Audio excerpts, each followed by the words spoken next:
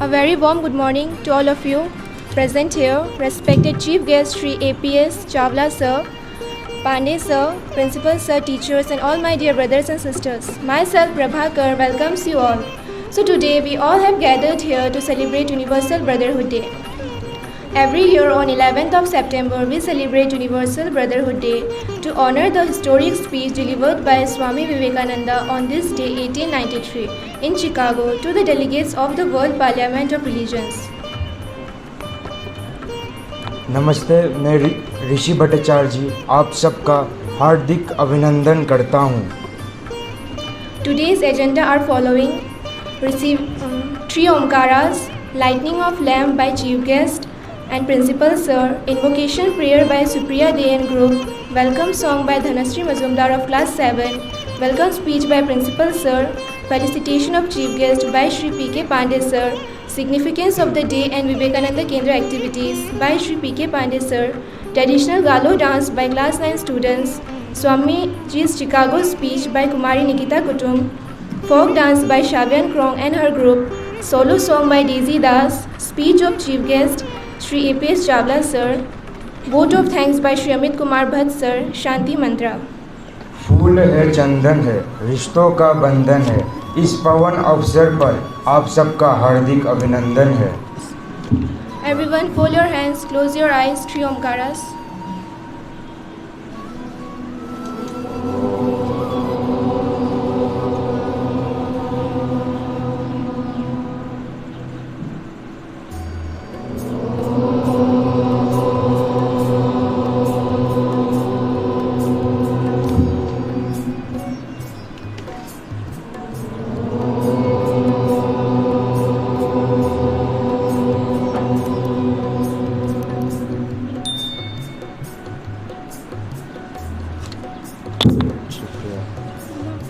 I would like to call Supriya Day and her group for the invocation prayer.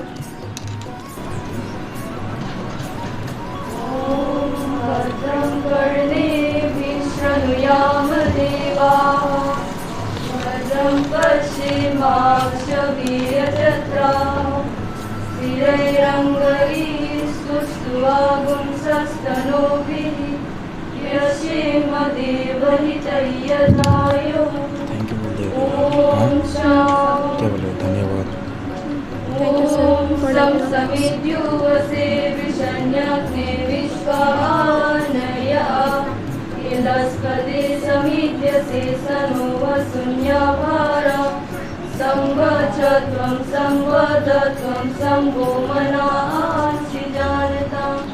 देवा भागै यथा पूर्वे संजानाना उपासते समानो मंत्र समिति समानि समानं मनसा चित्रमेषा समानं मंत्र अभिमन्त्रेव समानेन वो अभिषादो समानि व आकुति समान हृदयानि वा समानमस्तु मनो यथा वस्तु सा सति ईशा वासमिदगं सर्वं यत्किं जगत्यां जगतां तेन त्यक्तेन भुञ्जीतामावितकस्य स्विदनम् ॐ शान्ति शान्ति शान्ति।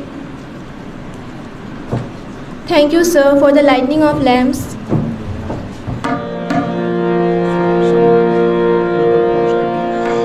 Namaste.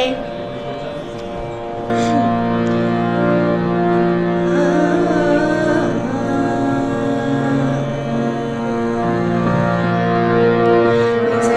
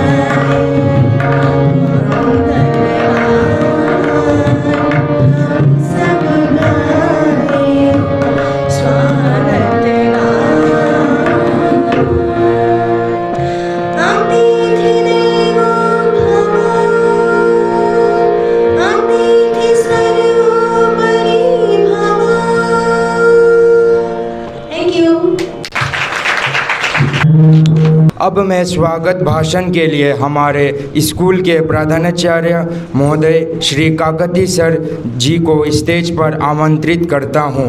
आप आइए और स्वागत भाषण प्रस्तुत करने की कृपा करें। Suprabhat and hearty pranams to all who have joined here on this occasion of Universal Brotherhood Day at BKB Tezu.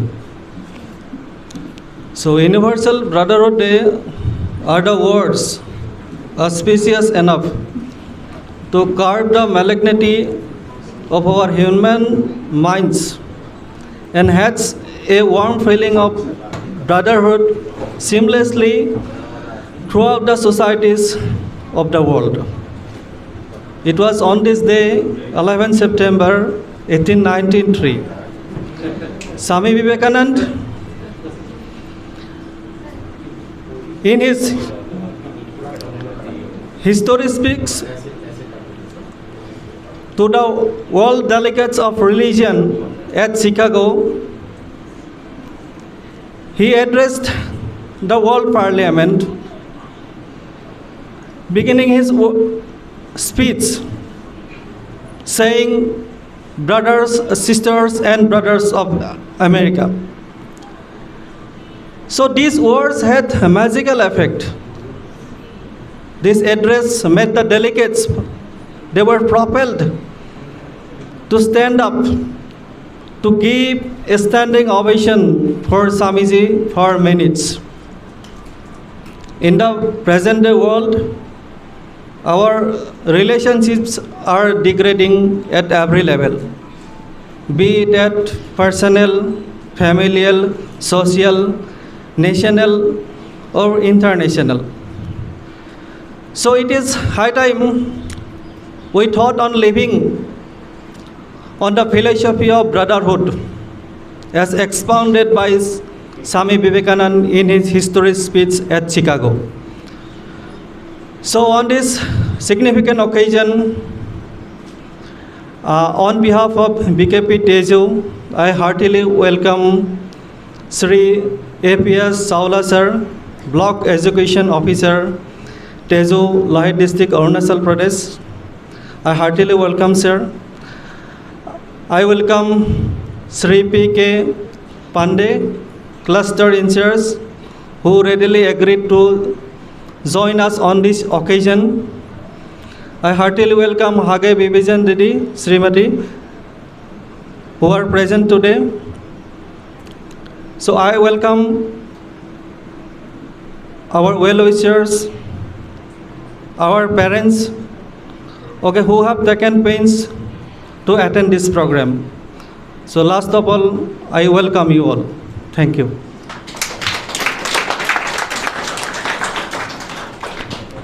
Thank you, sir, for your wonderful words. So now I would like to call Sri P.K. Pandey sir for the felicitation of chief guest by our small monuments.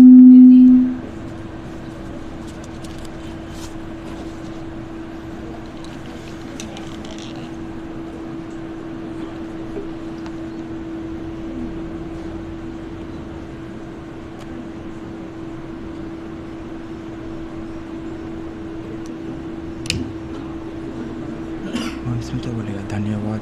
Principal sir तो नहीं हुआ। धन्यवाद पंडित sir. हम बोलेगा significance बोला। I would like to तुम बोलेगा। धन्यवाद पांडे सर और हमारे चीफ गेस्ट। कदम निरंतर चलते हैं जिनके श्रम जिनका अविराम है, विजय सुनिश्चित होती जिनकी घोषित ये परिणाम है। ऐसी वक्तव्यों के साथ आज के दिन की महत्व बताने के लिए और केंद्र गतिविधियों के बारे में बताने हेतु श्री पी.के. पांडे सर को मंच पर आमंत्रित करना चाहता हूं। पांडे सर की कृपा करके मंच पर आइए और अपनी बात रखें। नमस्कार सभी को। परम आदरणीय हमारे श्री APS चावला जी, जो कि ब्लॉक एजुकेशन ऑफिसर है अपने तेजू ब्लॉक के, सम्माननीय श्रीमती हागे बीबी जान दीदी, हमारे प्रधानाचार्य श्री चंपक काकती जी, हमारे बीच में उपस्थित हमारे जो संगीत के हमारे सर हैं, जो इन्होंने अपने बड़े ही मधुर ढंग से जो वेलकम अपना सॉन्ग दिया। हमारी जो अलमनी हमारी ऋषा बिकोमिया जी हमारे बीच में हैं, जो BDS हैं और अपने कोरोना ट्रस्ट में डॉक्टर हैं। हमारे और डॉक्टर साहब हमारे बीच में हैं, सर दत्ता सर हैं हमारे बीच में। हमारे सभी अध्यापक अध्यापिका वृंद और हमारे प्रिय छात्र और छात्राएं, आज का दिन वास्तव में हम सब के लिए बहुत ही एक संदेश देने वाला महत्वपूर्ण दिन है, ऐसा मान के चलेंगे। ये जो विश्व बंधुत्व दिवस है आज, जिसके उपलक्ष्य में हम सब यहाँ इकट्ठे हुए हैं, बहुत ही महत्व रखता है अपने अंदर। अगर हम इसकी गहराई में जाते हैं तो बहुत कुछ सारा ढेर हमको इससे सीखने को मिलता है। सबसे पहली चीज़ तो हमको सीखने को इस विश्व बंधुत्व दिवस के दिन सबसे पहली चीज़ तो हमें सीखने को मिली, जो अपने बहुत ही मधुर स्वर में हमारी अपनी बेटी जो हमारे अपने विद्यालय में पढ़ती है, आकर के यहाँ पर स्वागत गीत अपना प्रस्तुत किया, अतिथि देवो भव। और सर ने भी तबला के साथ में उस संगीत में अपना पूरा सहयोग दिया।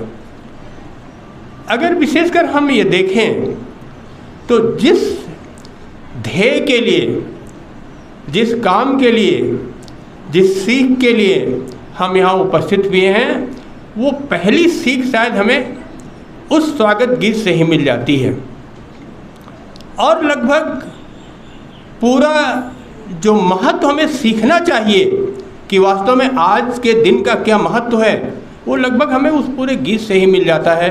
अतिथि देवो भव, जो हमारे देश की प्रमुखता है, जो हमारी भारतीय संस्कृति है कहेंगे, और इसी संस्कृति को उजागर किया था स्वामी विवेकानंद ने आज के ही दिन 11 सितंबर 1893 को चिकागो में।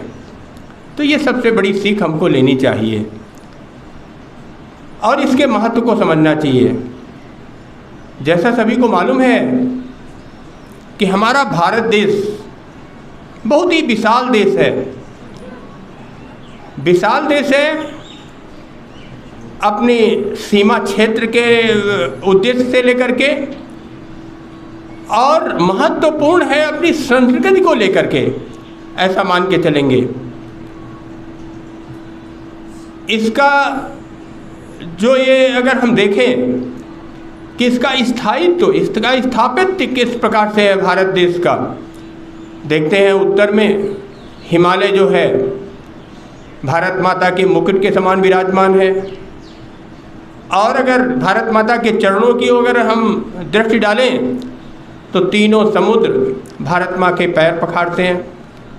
इधर द्वारकाधीश महाराज के दर्शन होते हैं, इधर देखेंगे तो सूरज की पहली किरण हमारे अरुणाचल में पड़ती है। विशाल रूप में और सुंदरतम रूप में ये हमारा भारत देश विस्तृत है और सुंदरता से घिरा हुआ है, ऐसा मान के चलेंगे।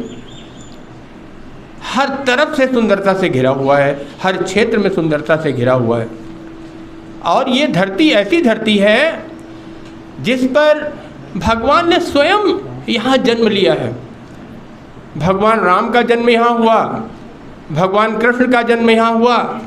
अनेक देवी देवताओं ने इन हिमालय पर्वत पर विचरण किया और अनेक ऋषियों मुनियों ने इस धरती पर जन्म लिया, इस भारत भूमि पर जन्म लिया। अनेक ऋषियों मुनियों ने इस भारत भूमि पर जन्म लिया और अपना एक बहुत बड़ा संदेश हमारे सबके बीच में डाला, और जिसके कारण भारत देश अमर हो गया अपनी संस्कृति में। विशेष करके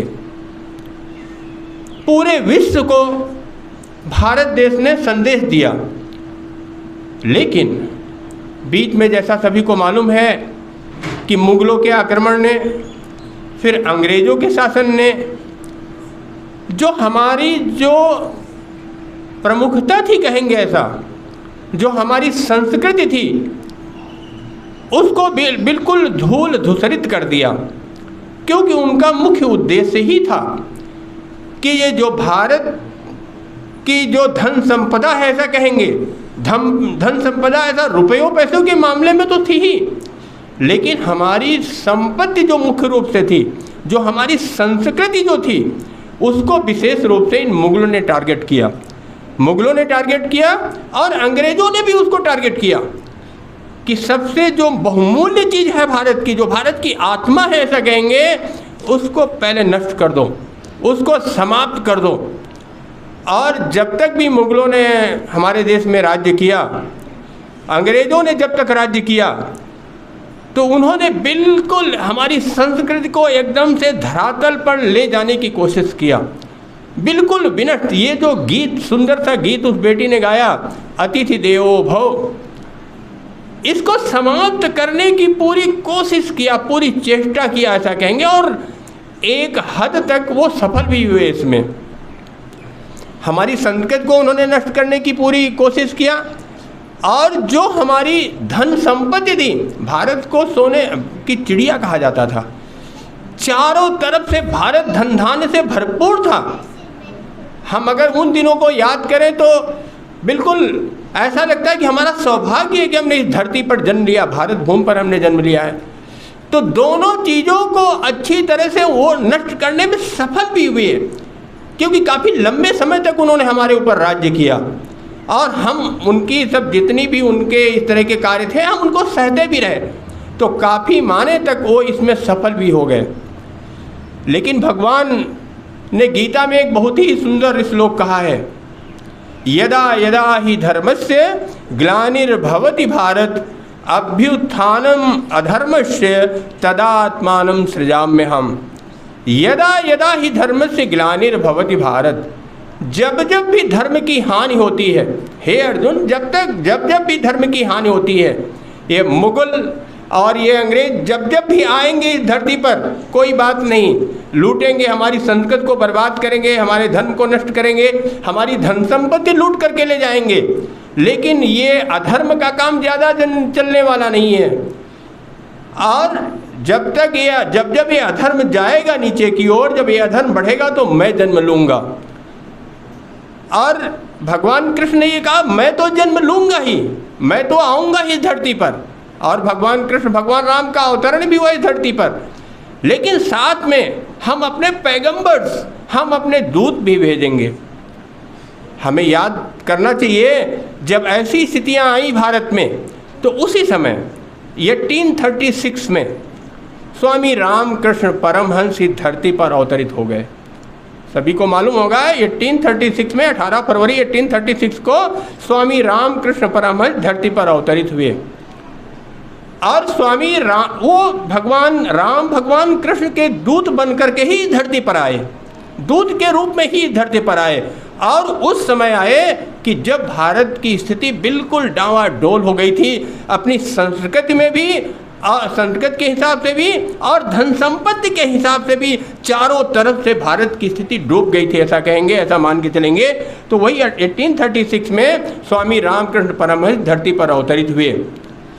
लेकिन स्वामी रामकृष्ण परमहंस का केवल ये उद्देश्य था इस धरती पर अवतरित होने का कि जो हमारा बिगड़ चुका है हम उसको पुनः स्थापित करें, हमारी संस्कृति जो विनष्ट हो गई है हम उसको पुनः स्थापित करें।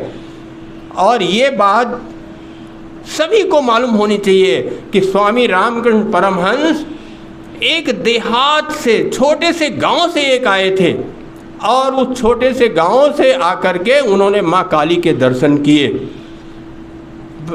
साक्षात देवी का दर्शन हुआ भगवान रामकृष्ण परमहंस जी को, और उन्होंने सबको बता दिया कि ये भारत भूमि क्या है, वास्तव में ये धरती क्या है हमारी। उन्होंने सबको दिखा दिया इस धरती पर अवतरित होकर के।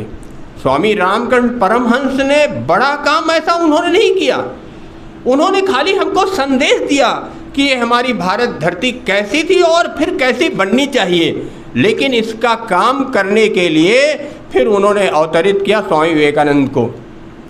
और जैसा सभी को मालूम है, स्वामी विवेकानंद जी का जन्म 12 जनवरी 1863 में हुआ। स्वामी रामकृष्ण परमहंस के संदेश को ले जाने के लिए स्वामी विवेकानंद इस धरती पर अवतरित हुए। बताया ना, भगवान जब स्वयं नहीं अवतरित होते हैं तो अपने दूत भेजते हैं, अपने मैसेंजर भेजते हैं, अपने पैगंबर भेजते हैं। तो स्वामी विवेकानंद 12 जनवरी 1863 को इस धरती पर अवतरित हुए। और जैसा सभी को मालूम है, ऐसा भी लोग मानते हैं कि जो स्वामी विवेकानंद का अवतरण हुआ इस धरती पर, वो स्वामी रामकृष्ण की तपस्या के द्वारा हुआ, ऐसा हुआ। और जो स्वामी रामकृष्ण परमहंस अपना संदेश देना चाहते थे दुनिया को, इस संसार को, वो उन्होंने स्वामी विवेकानंद के हाथों से भेजा उस संदेश को। और उसी सिलसिले में ऐसा मान के चलेंगे कि स्वामी विवेकानंद 1863 में आए, अवतरित हुए, और 1881 में स्वामी विवेकानंद की पहली मुलाकात जो है स्वामी रामकृष्ण परमहंस से होती है। लेकिन स्वामी रामकृष्ण परमहंस को ऐसा बिल्कुल एहसास हो गया था, ऐसा मालूम हो गया था कि स्वामी विवेकानंद का जन्म इस धरती पर हो चुका है, स्वामी विवेकानंद इस धरती पर अवतरित हो चुके हैं। और जो हमारा ये संदेश है हमारी भारतीय संस्कृति का प्रचार प्रसार करने का, पुनः हमारी पुरानी संस्कृति को वापस लाने का, ये काम स्वामी विवेकानंद करेंगे। और जब 1881 में स्वामी विवेकानंद की जो भेंट है वो जब स्वामी रामकृष्ण जी से होती है, इसके बाद 1881 से लेकर के 1886 तक जब तक कि स्वामी रामकृष्ण परमहंस जी ने समाधि नहीं लिया, तब तक वो 6 सालों के अंदर जो भी अमृत स्वामी रामकृष्ण जी को पिलाना था स्वामी विवेकानंद को, उन्होंने अच्छी तरह से पिलाया। और जो संदेश देना था स्वामी रामकृष्ण जी के द्वारा स्वामी विवेकानंद को, अच्छी तरह से उनकी रग रग में भर दिया, ऐसा मान के चलेंगे। और फिर 1886 में स्वामी रामकृष्ण जी ने महासमाधि ले लिया। और जब स्वामी रामकृष्ण जी ने महासमाधि लिया तो फिर स्वामी विवेकानंद ने अपना पूरा समझा, अब मेरे कंधों पे भार आ गया है, जो उत्तरदायित्व हमें दिया है स्वामी रामकृष्ण जी ने, वो अब हमें निभाना पड़ेगा। और उसको कैसे निभाना पड़ेगा, इसके लिए उन्होंने अपने आप को अच्छी तरह से तैयार किया। और 1886 से लेकर के 1888 तक 2 साल तक उन्होंने बहुत बड़ी तपस्या किया। स्वामी विवेकानंद जी ने बहुत बड़ी तपस्या किया, जंगलों में जाकर के, पहाड़ों में जाकर के, गुफाओं में जाकर के अपने आप को मजबूत किया। इतनी बड़ी तपस्या उन्होंने 2 साल किया। अपने जो उनके और साधु दोस्त थे सभी के साथ मिल करके 2 साल उन्होंने गहरी तपस्या किया और आत्मज्ञान प्रदान किया। ऐसा आत्मज्ञान प्रदान किया जो कि स्वामी रामकृष्ण जी का परम संदेश था, ऐसा मान के चलेंगे। और फिर 1888 में स्वामी विवेकानंद को अपना गोल मालूम हो गया कि हमारा क्या लक्ष्य, क्या है हमारे जीवन का, क्या काम दिया है स्वामी रामकृष्ण जी ने हमारे कंधों पर, हमको उसको निभाना चाहिए। लेकिन पहले हमको उस काम को समझना चाहिए। और ये सोच करके फिर वो चारों दिशाओं में, भारत की चारों दिशाओं में, तीर्थ स्थानों में, सब जगह वो निकल पड़े घूमने के लिए 2 साल तक, 1888 से लेकर के 1890 तक। पहले तो उन्होंने बड़ी तपस्या किया, घोर तपस्या किया। घोर तपस्या करने के बाद में ये भारत की, हमारी भारतीय संस्कृति क्या है, इसको पूरा अच्छी तरह से समझने के लिए वो तीर्थ यात्रा में निकल गए। और 1888 से लेकर के 1890 तक वो घूम घूम करके अपना जो आत्मज्ञान लेना चाहते थे, आत्मज्ञान को आत्मसात करना चाहते थे, उसको उन्होंने 2 साल तक अच्छी तरह से उन्होंने प्राप्त किया उसको। और फिर स्वामी रामकृष्ण की, फिर ऐसा बोलेंगे, स्वामी रामकृष्ण ने तो परम समाधि अपनी ले ली थी, लेकिन उनके संदेश को, अपने संदेश को फैलाने के लिए फिर स्वामी रामकृष्ण जी ने उनको संदेश दिया कि अभी जाओ और हमारा जो दिया हुआ काम है वो तुम्हारे हाथ में, उसको करो। और ये सोच करके फिर जो है जनवरी के महीने में, जनवरी 1891 को वो फिर पूरे भारत के भ्रमण के लिए निकल गए। और पूरे भारत का भ्रमण अच्छी तरह से किया, लगभग 2 साल तक।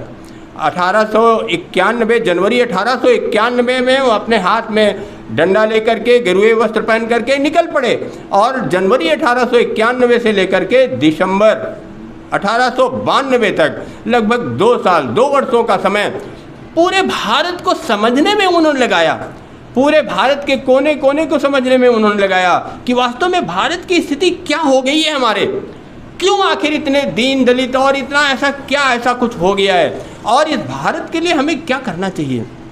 पूरे भारत के कोनों कोने में जाकर के उन्होंने समझा, और आखिर में वो पहुंचा जाके कन्याकुमारी, और जैसा सभी को मालूम है समुद्र वहाँ पे लहलहा रहा था और वो तैर गए अपने जोश में। भारत के बहुत बड़े नवयुवक थे, ऐसा मान के चलते हैं स्वामी विवेकानंद, कोई साधारण व्यक्ति नहीं थे, ऐसे तैर गए समुद्र में, और तैरने के बाद में जो चट्टान बनी हुई थी कन्याकुमारी में समुद्र के अंदर, उसमें जाकर के फिर 3 दिन 25 दिसंबर, 26 दिसंबर एंड 27 दिसंबर ऐसा करके 1892 में पूरे भारत का देखने के बाद, दृश्य देखने के बाद पूरे भारत का, और सब कुछ मालूम करने के बाद में वो गरीबों की झोपड़ी में भी रहे, राजाओं के साथ उनके महलों में भी रहे, और ये पूरा भारत की तस्वीर देखने के बाद फिर वो कन्याकुमारी में जाकर के, और जैसा बताया कि वहाँ पे चट्टान में आसन लगा के बैठ गए। 3 दिन और 3 रात, 25 दिसंबर, 26 दिसंबर एंड 27 दिसंबर, 3 दिन 3 रात बैठे रहे और सोते रहे। ये भारत की स्थिति क्या हो गई है, हमारा भारत कैसा था। हमने बताया भारत हमारा कैसा था।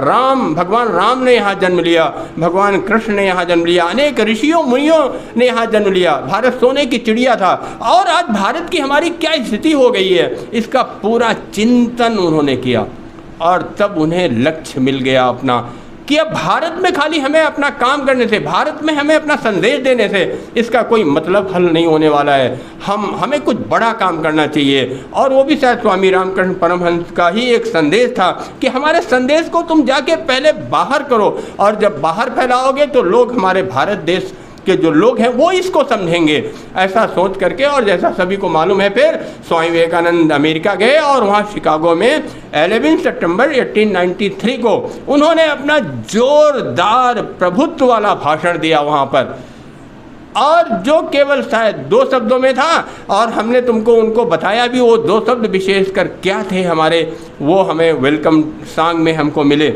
वो 2 शब्द वही थे और कुछ नहीं है, sisters and brothers of America, जिसके अंदर अगर हमारी ये भावना हो गई, भाई और बहन की भावना हो गई, तो फिर हमारा दुनिया में कोई दुश्मन नहीं रह जाता है।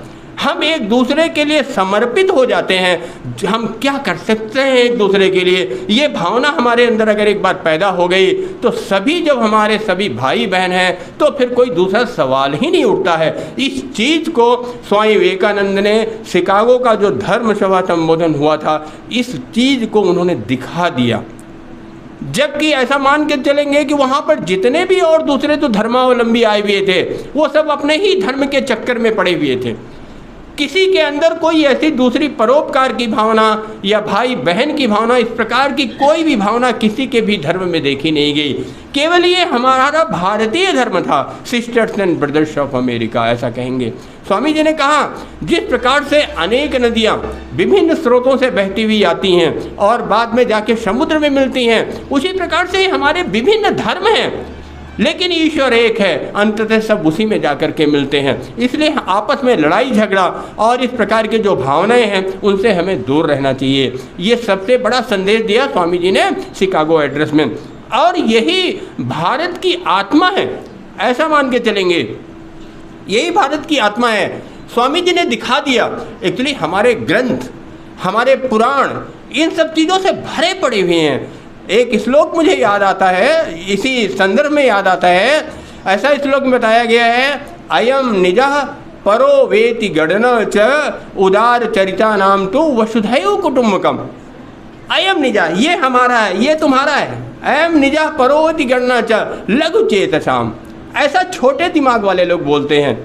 अयम निजः परो वेति च गणना लघु चेतसाम, जो छोटे दिमाग के लोग वो करते हैं। उदार चरिता नाम तो वसुधैव कुटुम्बकम, लेकिन जो उदार चरित्र वाले होते हैं, जिनका महान चरित्र होता है, उनके लिए पूरी पृथ्वी ही परिवार के समान होती है। और जो स्वामी जी के जो शिकागो एड्रेस का जो मेन थीम था, ऐसा मान के चलेंगे, वो इस श्लोक पर ही आधारित थी।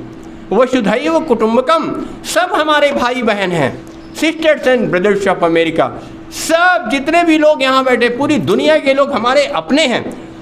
और ये स्वामी जी ने नहीं कहा वहाँ पे, ये हमारी जो भारतीय संस्कृति है जो युगों युगों से प्रवाहित होती चली आ रही है, ये वो शब्द थे, ये वो शब्द थे जो हमारी संस्कृति है, जो हमारी परंपराएं हैं, जो हमारा परिचलन है, ऐसा मान के चलेंगे, ये वो शब्द थे। और इन्हीं शब्दों में हमारे भारत का जो अध्यात्मवाद है पूरा, जो ऋषियों मुनियों की देन है ऐसा मान के चलेंगे, वो पूरी छुपी हुई थी। ये सबसे बड़ा संदेश था स्वामी जी का। और फिर स्वामी जी ने 1893 से लेकर के करीब 1898 तक फिर वहीं पर पश्चिमी देशों में वो भ्रमण करके और अपने भारत की क्या विशेषताएं थीं उन्होंने अच्छी तरह से लोगों के सामने रखा वहाँ पर, और अपने भारत का जो रूप था उसको फिर से उभारने की कोशिश की, ऐसा मान के चलेंगे। और यही संदेश था स्वामी रामकृष्ण परमहंस जी का, जो कि स्वामी विवेकानंद को दिया था कि जो हमारी मृत प्राय संस्कृति हो गई है इसको फिर से उठाना है, और उसका दायित्व दिया गया था स्वामी विवेकानंद को। इन स्वामी विवेकानंद के विचारों को लेकर के, स्वामी रामकृष्ण परमहंस के विचारों को लेकर के और स्वामी विवेकानंद के विचारों को लेकर के ऐसा कहेंगे, अपना विवेकानंद केंद्र काम कर रहा है। जैसा सभी को मालूम है, ये 1963 में अपना विवेकानंद रॉक मेमोरियल, जहाँ पे स्वामी जी ने 3 दिन तपस्या की थी, बैठ करके भारत के बारे में सोचा था, ऐसी पवित्र जगह में 1963 में अपना विवेकानंद रॉक मेमोरियल बनना शुरू हुआ और 1970 में उसका उद्घाटन हुआ। करीब 6-7 वर्ष उसमें लग गए, 6 वर्ष लग गए बनने में, 1970 में उसका उद्घाटन हुआ। लेकिन अगर हम ऐसा देखेंगे तो ये जो रॉक मेमोरियल बना है, जो विवेकानंद रॉक मेमोरियल बनाया गया है, वो स्वामी रामकृष्ण परमहंस के विचारों को और स्वामी विवेकानंद के विचारों को प्रचारित और प्रसारित करने के लिए, उनके उस पद चिन्हों पर चलने के लिए इस विवेकानंद रॉक मेमोरियल की स्थापना की गई। विवेकानंद रॉक मेमोरियल की स्थापना की गई और फिर 1972 में अपना विवेकानंद केंद्र बना। और जब अपना विवेकानंद केंद्र बना, अपना ये शिला स्मारक बना, और उसके बाद हमें क्या काम करना है, ये माननीय एकनाथ जी जो इसके की संस्थापक हैं अपने विवेकानंद केंद्र के, उनका ये विचार था कि हम हमारा जो शिला स्मारक है हम उसको मंदिर जैसा नहीं बनाएंगे, आएंगे लोग दर्शन करेंगे, फूल पत्ती चढ़ाएंगे और चले जाएंगे, ऐसा नहीं, हम काम करेंगे। जो स्वामी जी का जो उद्देश्य है उनके जीवन का, जो स्वामी रामकृष्ण परमहंस के जीवन का जो मुख्य उद्देश्य था, उसको हम प्रचारित प्रसारित करेंगे, ये काम होना चाहिए। और ऐसा सोच करके अपने विवेकानंद केंद्र की स्थापना हुई, विवेकानंद शिला स्मारक की स्थापना हुई, और फिर उन्हीं विचारों को दर्शाने के लिए, उन विचारों को समाज में फैलाने के लिए अनेक गतिविधियां शुरू हुईं। और इन गतिविधियों में जो सबसे पहला काम था, जब 1972 में जब विवेकानंद केंद्र अपना बन गया, तो 1973 में हमें कुछ ऐसे युवक ढूंढने पड़े। शिला स्मारक बन गया, विवेकानंद केंद्र बन गया, लेकिन हमें कुछ काम करने वाले और हमें स्वामी विवेकानंद चाहिए। जो काम स्वामी विवेकानंद ने किया है, हमारे और स्वामी विवेकानंद हमारे बीच में पैदा होना चाहिए। ऐसा सोच करके 1973 में पूरे भारत के कोने कोने से ऐसा जो है ऐलान किया गया कि ऐसे युवक जो काम स्वामी विवेकानंद ने करके दिखाया है, क्या कुछ ऐसे युवक हमारे काम के लिए तैयार हैं। ऐसा जब संदेश दिया गया पूरे भारत में, तो बहुत सारे युवक, 40 युवक उसमें से निकले, 40 युवक और युवतियां उसमें से निकली, हम करेंगे इस काम को। जो हमने बताया ना कि ये generation to generation, time to time ये काम एक दूसरे के हाथ से हस्तांतरित होता जाता है। स्वामी रामकृष्ण का जो काम था वो स्वामी विवेकानंद ने पूरा किया, जो स्वामी विवेकानंद का काम था वो माननीय एकनाथ जी ने पूरा किया, और जो माननीय एकनाथ जी का काम था फिर अनेकों कार्यकर्ता और जुट गए। और 1973 में 40 कार्यकर्ता हमारे साथ ऐसे जुड़े, और वो 40 कार्यकर्ता को अच्छी तरह से ट्रेनिंग दे करके फिर उनको प्लान करके सबसे पहला जो हमारा मुख्य काम था कि हमको अरुणाचल यहाँ पर शिक्षा का अभाव और बहुत सारी ऐसी जो दिक्कतें थी, उनको सामना करने के लिए उनके साथ हमको मिलकर काम करने के लिए ये जो 40 कार्यकर्ता थे, उनमें से कुछ कार्यकर्ता को यहाँ पर भेजा गया। अभी भी हमारी माननीय अपर्णा दीदी जो हमारी सेक्रेटरी हैं, वो पहले ही वाले कार्यकर्ता की हैं। 1974 में यहाँ अरुणाचल में आई थी उस समय, और अनेक ढेर सारी तकलीफ़ें थीं। और उस समय जो पहला काम ये था कि जब भी हमें लोगों को उठाना है, सबसे पहले हमें शिक्षा का काम देखना पड़ेगा, हमें शिक्षा देनी पड़ेगी लोगों को। और उस उद्देश्य को लेकर के 7 स्कूल अपने अरुणाचल में खोले गए 1977 में। 7 स्कूल खोले गए 1977 में। हमें अच्छी शिक्षा देनी है अपने बच्चों को, अरुणाचल के बच्चों को हमें अच्छी शिक्षा देनी है, ये सोच करके अरुणाचल में स्कूल खोले गए। और अरुणाचल में स्कूल खोले गए, खाली शिक्षा नहीं देनी है, किताबें हमको नहीं पढ़ानी है, हम अपना सिलेबस कंप्लीट करेंगे, किताबें पढ़ाएंगे, ख़त्म करेंगे काम नहीं, कुछ नहीं। हमें स्वामी विवेकानंद जैसे युवक और युवतियों को तैयार करना पड़ेगा। और ऐसे युवक और युवतियों को तैयार करना पड़ेगा तो हमारी जो शिक्षा होनी चाहिए राष्ट्रीय, राष्ट्रभक्ति से प्रेरित होनी चाहिए, man making and nation building. तो जो स्कूल खोले गए वो man making and nation building के हिसाब से खोले गए। और वही आज हम देखते हैं अपने 40 स्कूल हैं अपने अरुणाचल में, और 40 स्कूल में आप जैसे छात्राएं, आप जैसे छात्र, यंग, एनर्जेटिक, और जिनके अंदर राष्ट्र उत्साह भरा हुआ है। गीत को सुन करके मालूम हुआ बेटी ने कितना सुंदर गीत गाया। मैं बार बार बोलूँगा, सभी से बोलूँगा जा करके कि क्या गीत उसने सुनाया है, कि हमारे अंदर क्या ऐसे गुण हैं, हम ऐसे गुणों को अपने अंदर लाते हैं क्या? अगर हमारे अंदर ऐसे गुण हैं तो वास्तव में हम विवेकानंद केंद्र के एक उत्साही छात्र और छात्राएं हमारे बीच में, हमारी ऋषा बिकोमिया जो हमारी स्टूडेंट है टपरा गाँव की, देख के अभी भी लगता है कि इसने विवेकानंद केंद्र विद्यालय से ही शिक्षा प्राप्त की है। क्या ऐसे गुण हमारे अंदर हैं, आज मौजूद हैं? अगर हमारे अंदर ऐसे गुण मौजूद हैं तो वास्तव में जो हम विद्यालय चला रहे हैं, जो हमारे विवेकानंद केंद्र विद्यालय अरुणाचल में चल रहे हैं, वो स्वामी जी का सपना पूरा हो रहा है। और हमारा यही उद्देश्य है हमारी शिक्षा का। हमारी शिक्षा का ये उद्देश्य नहीं हम आपको अच्छे से डॉक्टर और अच्छे से इंजीनियर तो बना रहे हैं, लेकिन जो हमारे अच्छे आदर्श गुण हैं क्या वो हमारे अंदर समाहित हुए हैं? अगर वो अच्छे आदर्श गुण हमारे अंदर समाहित हुए हैं तो वास्तव में हम अपने परिवार को देख सकते हैं अच्छी तरह से, हम अपने पास पड़ोस को, हम अपने समाज को देख सकते हैं, और अपना सब कुछ भुला करके हम अपने राष्ट्र को देख सकते हैं। तो ये उद्देश्य लेकर के ही अपने 40 विद्यालय अपने अरुणाचल में काम कर रहे हैं। करीब 23 विद्यालय अपने 23 school are working in Assam, 9 schools are working in Andaman Nicobar, 1 school अपना विवेकानंद केंद्र कन्याकुमारी कैंपस में है, 2 स्कूल हमारे कर्नाटक में है, बेंगलोर में है। ऐसा करके करीब 77 to 78 schools are working now. लेकिन हमारी शिक्षा का उद्देश्य यही है, मैन मेकिंग नेशन बिल्डिंग। हम इससे जरा सा भी इधर उधर हम नहीं कर सकते हैं। पढ़ाई करनी है और राष्ट्र के बारे में चिंतन करना है। ये मुझे लगता है कि आज इस यूनिवर्सल ब्रदरहुड डे के दिन भी हमें अपने मन में बसाना पड़ेगा, अपने मन में लाना पड़ेगा हमको।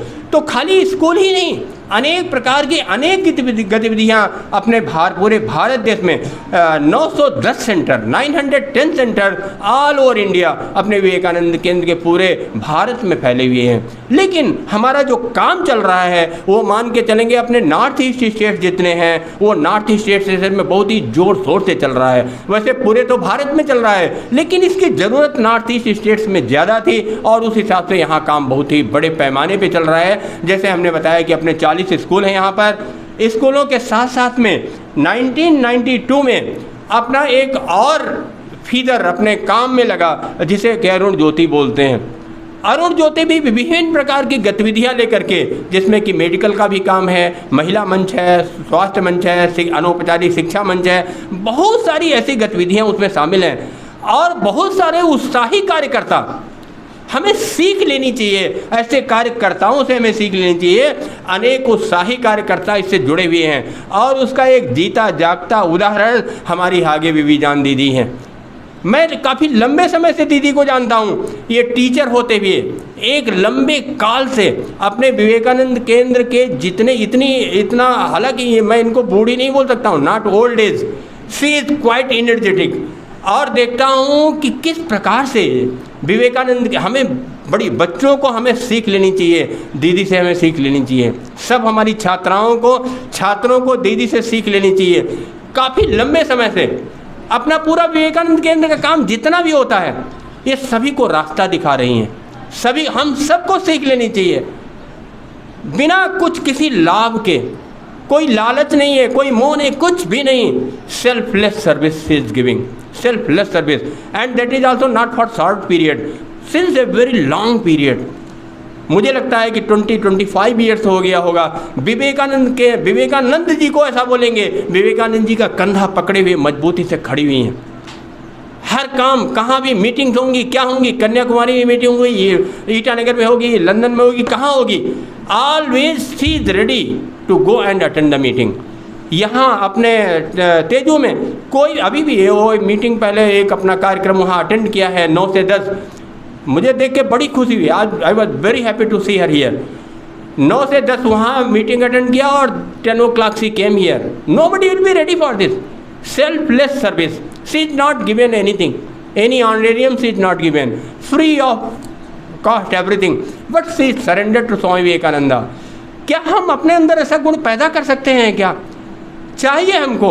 ये सब all over students of course we can say everybody self-surrendered to Swami Vivekananda. So that quality, of course, we should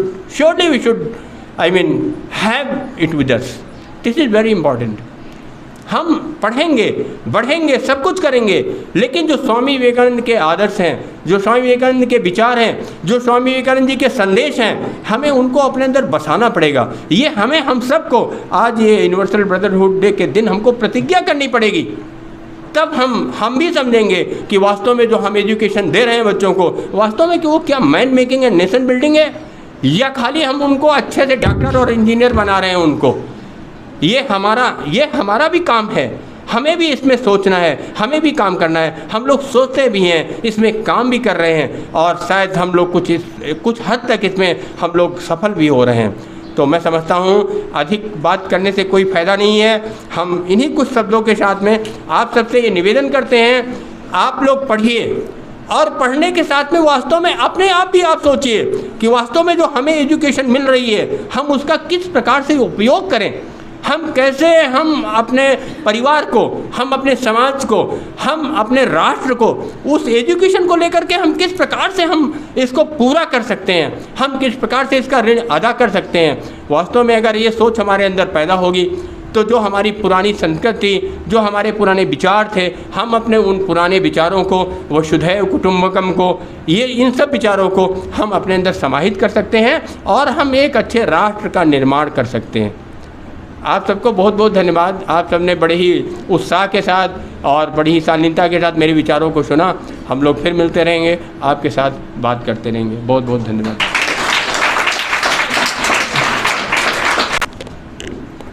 Thank you, sir, for your wonderful words. Now I would like to call Gumju and her group for the traditional Galo dance.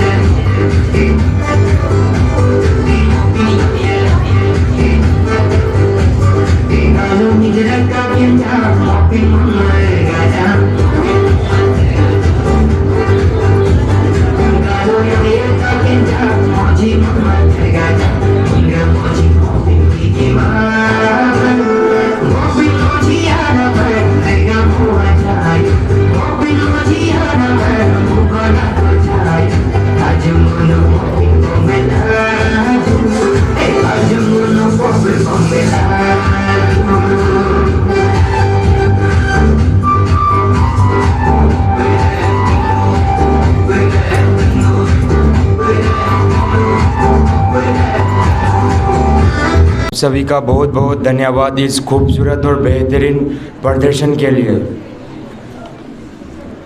Mari Nikita Kutum for the Swamiji's Chicago speech. Brothers and sisters of America, it fills my heart with joy unspeakable to rise in the response of the warm and cordial welcome which you have given us. I thank you in the name of the most ancient order of nuns in the world.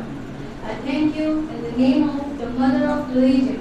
And I thank you in the name of millions and millions of Hindu people of all classes and sects. My thanks also to some of the speakers on this platform who, referring to delegates from the Orient, have told that this man from far-off nation may well claim the honor of bearing to the different land the idea of toleration. I'm proud to belong to a religion which has taught the world both tolerance and universal acceptance. We believe not only in universal toleration, but we accept all religions as true. I'm proud to belong to a religion which has sheltered the persecuted and the refugees of all religions and of all nations of the earth. I'm proud to belong to a religion which has sheltered millions of people.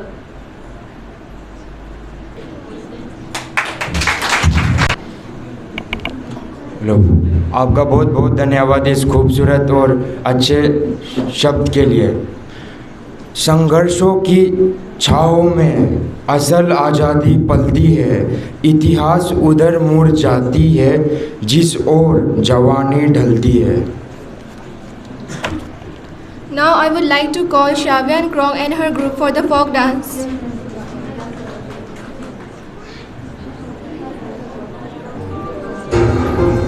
Thank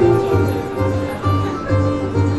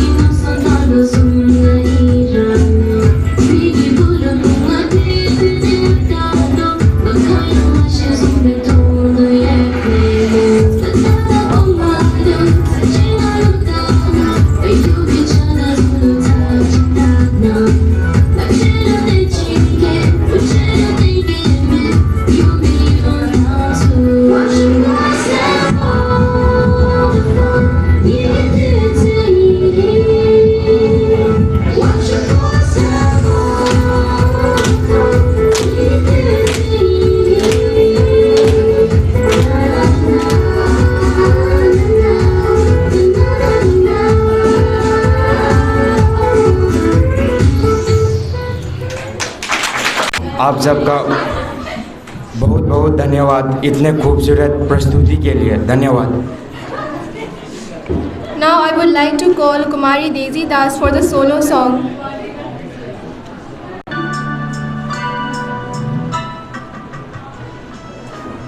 नमस्ते आदरणीय प्रधानाचार्य महोदय, शिक्षकगण, अतिथिगण और मेरे साथियों, मैं कुमारी Daisy दास कक्षा 7 विवेकानंद केंद्रीय विद्यालय तेजू की विद्यार्थी। आज पवित्र भातृत्व दिवस उपलक्ष्य में प्रस्तुत है ये मधुर गीत।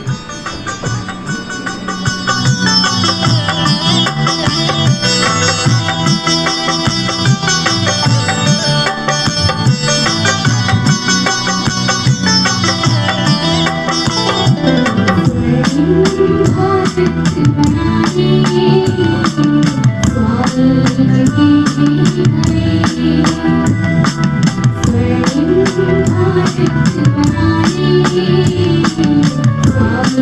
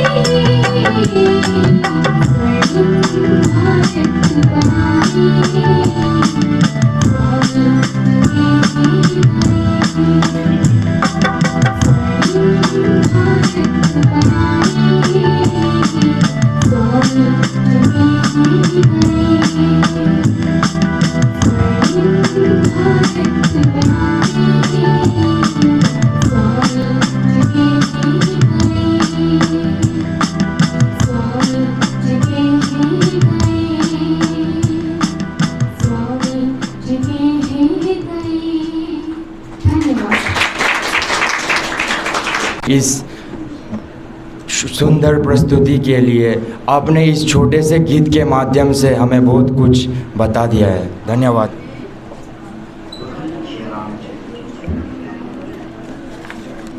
Swami Vivekananda said, "Whatever you think, that you will be. If you think yourself weak, weak you will be. If you think yourself strong, strong you will be." With this quote, I would like to call here our chief guest, Shri APS Chawla sir, for giving a short speech.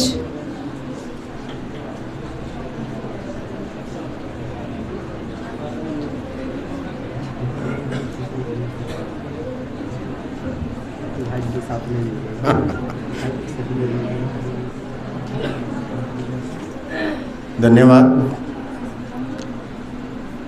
आदरणीय Pandey ji, principal VKB Champak जी, BKB के अध्यापकगण, उपस्थित गणमान्य व्यक्ति और प्यारे छात्रों, आगे विविजान जो यहाँ मेरा से सबसे सीनियर हैं, उनका आशीर्वाद रहा है मेरे ऊपर।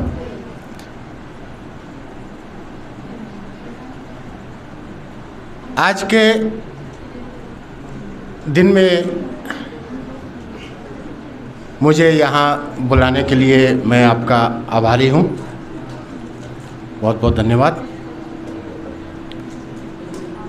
विश्व बंधुत्व दिवस का एक ही मतलब होता है कि सारे विश्व के सभी लोग बंधु हैं, भाई हैं। ऐसा विचार विवेकानंद जी के मन में क्यों आया होगा? ये हमारा भारत का सनातन धर्म का एक सिद्धांत रहा है। पूरा विश्व एक परिवार है।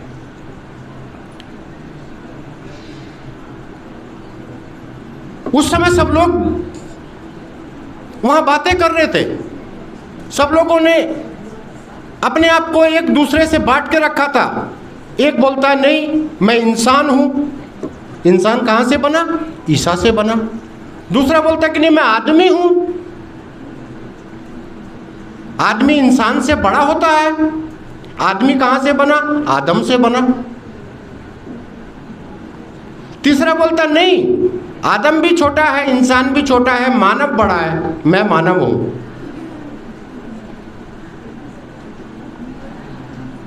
मानव कहां से बना? मनु की संतान।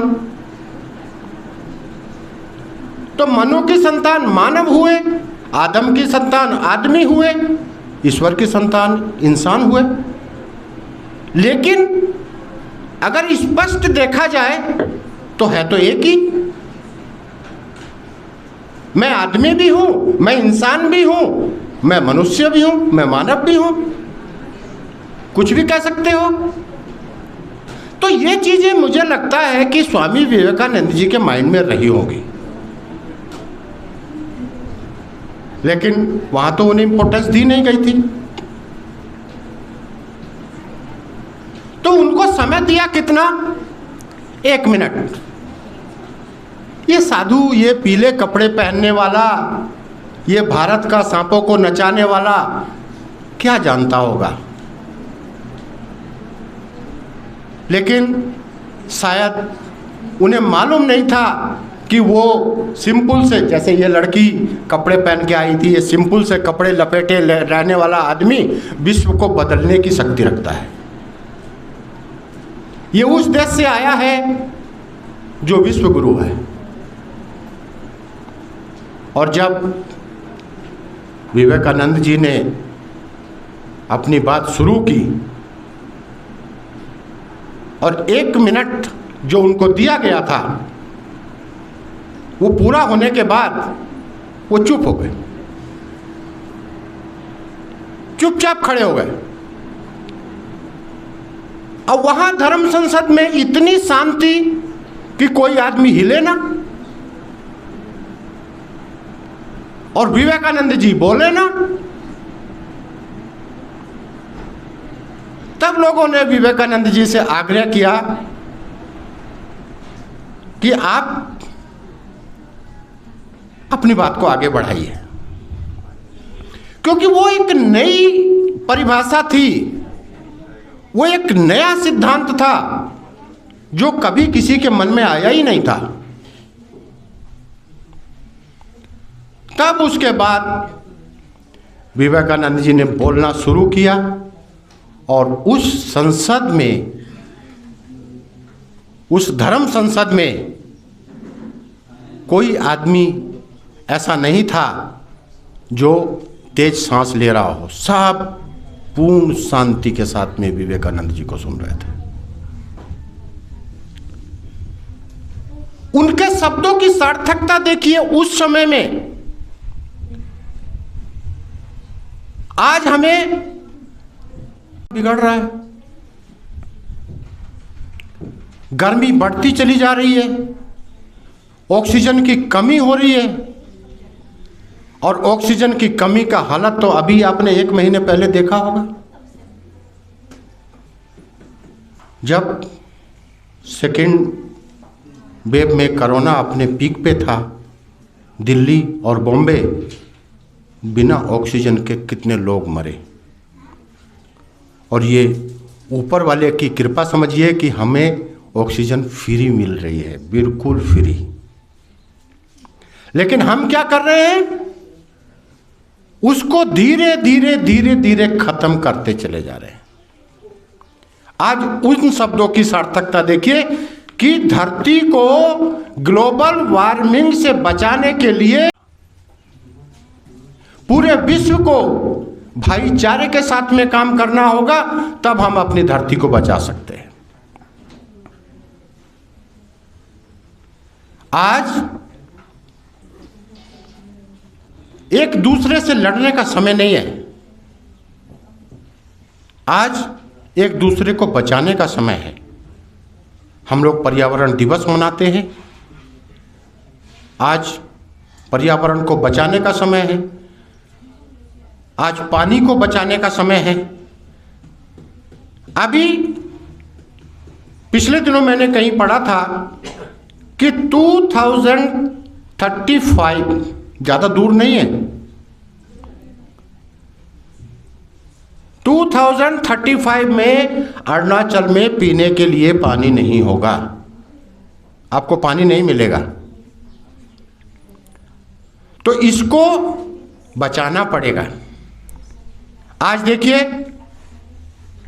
जहां आज से 10 साल पहले, 15 साल पहले पंखे की जरूरत नहीं थी, हवाई हुआ, वालोंग हुआ या ऊपर के कुछ क्षेत्र हुए, वहां प्रोविजन ही नहीं था पंखे का, आज वहां एसी की जरूरत लग रही है। हमको बचाना होगा। विवेकानंद जी के वचन यहां सार्थक सिद्ध होते हैं कि कोई एक आदमी किसी काम को नहीं कर सकता, हमको सबको मिलके करना होगा। ये तो रहा विश्व बंधुत्व। अब कुछ थोड़ा हटके बात हो जाए, आपके बारे में, मेरे बारे में। मैं सोच के आया हूं, हम लोग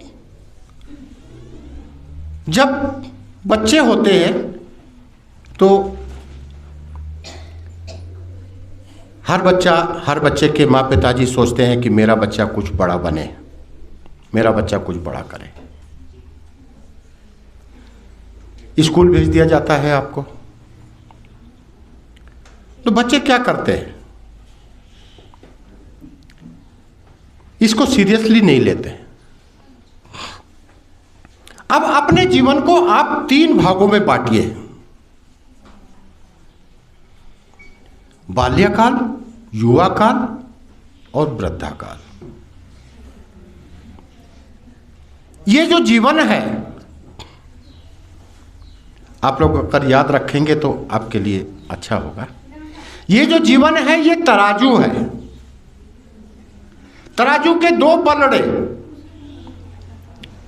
एक में आधा जीवन, एक में आधा जीवन।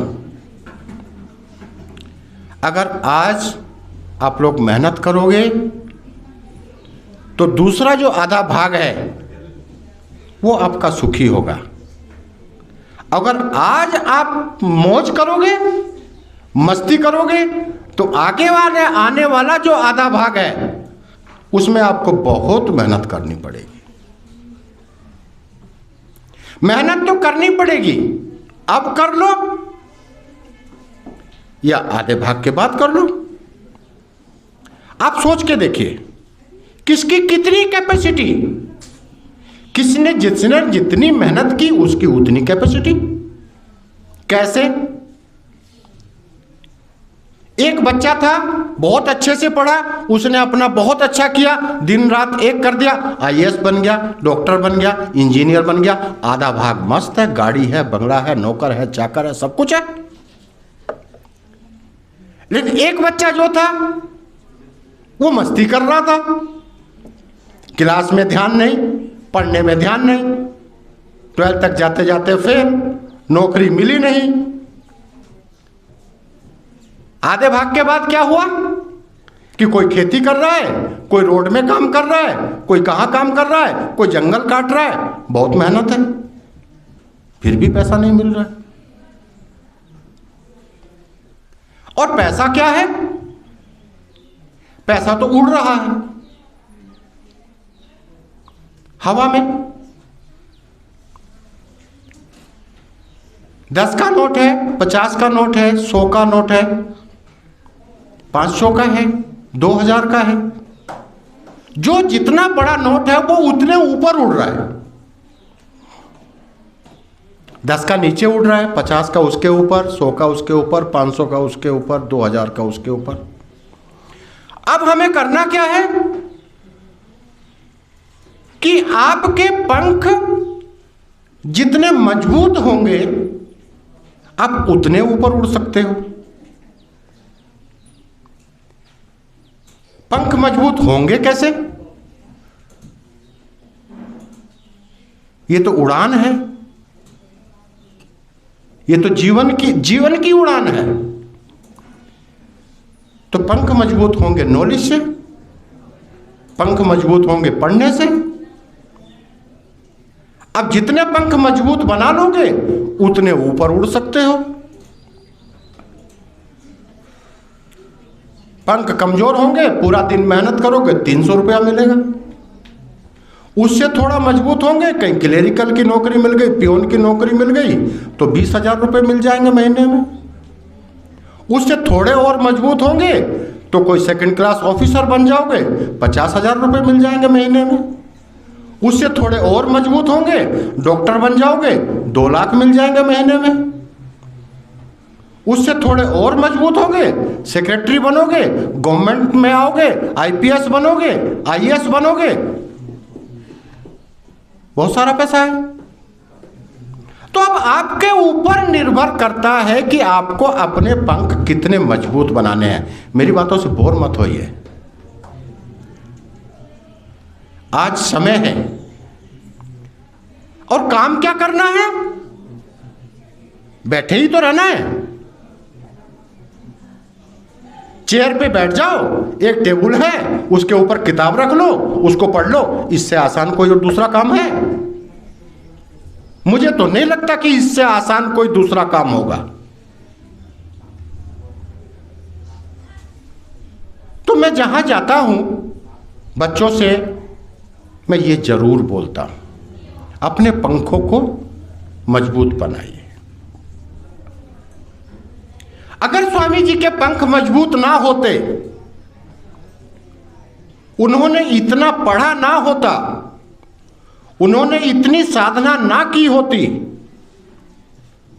तो क्या वो शिकागो धर्म संसद में जाते? उनको कोई यहां से भेजता? क्या आज हम उनको याद कर रहे होते? क्या आज हम उनके सिद्धांतों को मान रहे होते?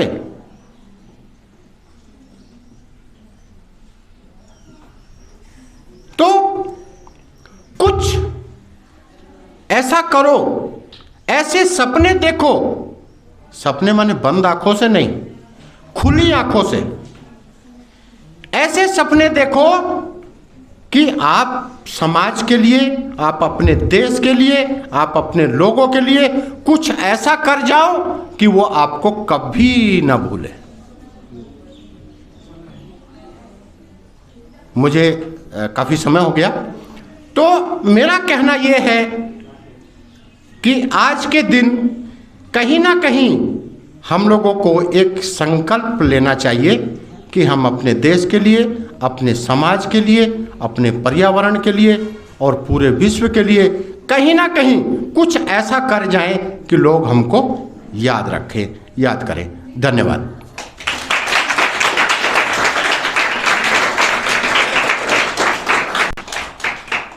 बहुत बहुत धन्यवाद सर इस खूबसूरत और महत्वपूर्ण बातों के लिए।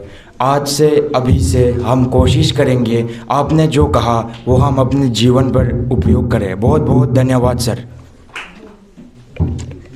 Now I would like to call Amit Kumar Bhatt sir for the vote of thanks. आप सभी को मेरा नमस्कार। आदरणीय आज के मुख्य अतिथि Shri Chawla sir, BO Lohit district,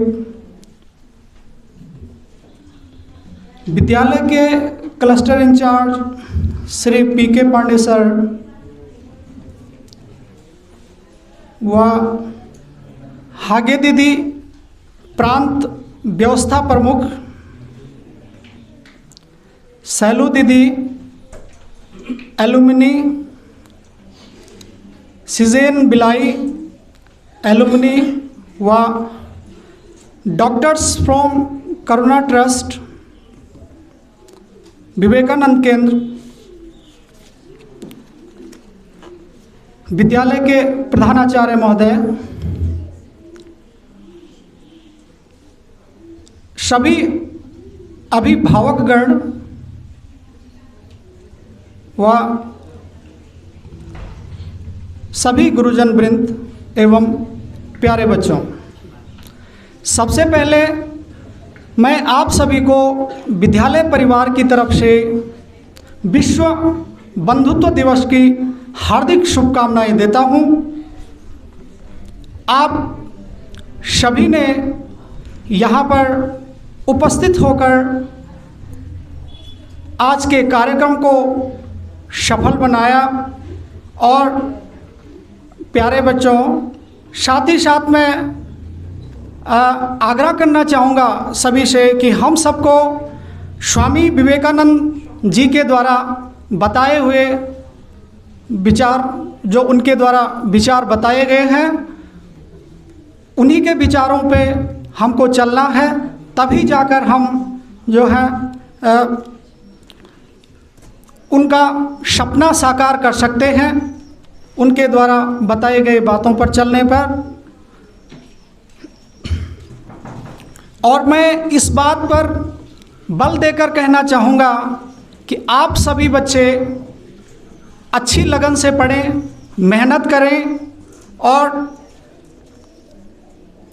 पढ़ाई के प्रति सजगता रखें, जागरूक बनिए। एक दिन हमारा राष्ट्र निश्चित ही प्रगति पथ पर अग्रसर होगा। तो आप सभी बच्चे हमारे देश के भविष्य हैं, आप हमारे देश के कर्णधार हैं। आप मेहनत करें, मेहनत, लगन और ईमानदारी से पढ़ें, अपने माता पिता का नाम रोशन करें, राष्ट्र का नाम रोशन करें तो इस परिप्रेक्ष्य में ज़्यादा ना कहते हुए मैं आप सभी को धन्यवाद देता हूँ। आप सभी आगंतुक महानुभावों ने अपना बहुमूल्य समय देकर हमारे आज के कार्यक्रम को सफल बनाया और ईश्वर से प्रार्थना करता हूँ कि ईश्वर की अनुकंपा आप सब पर बनी रहे और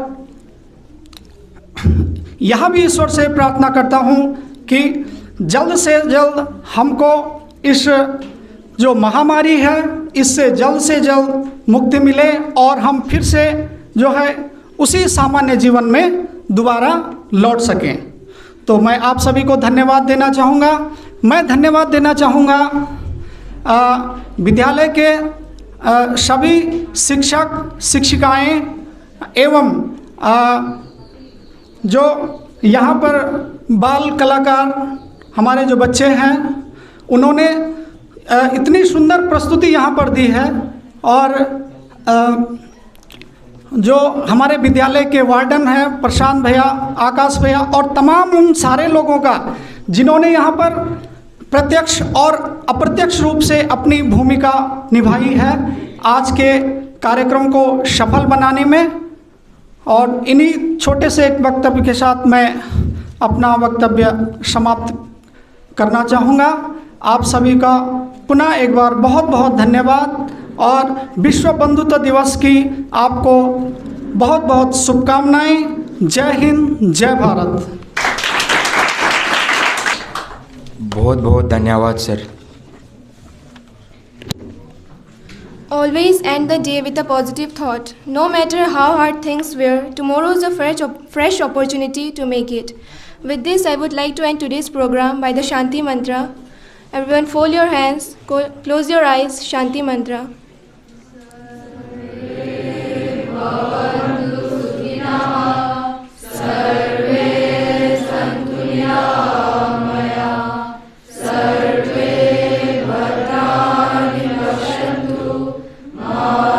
Shri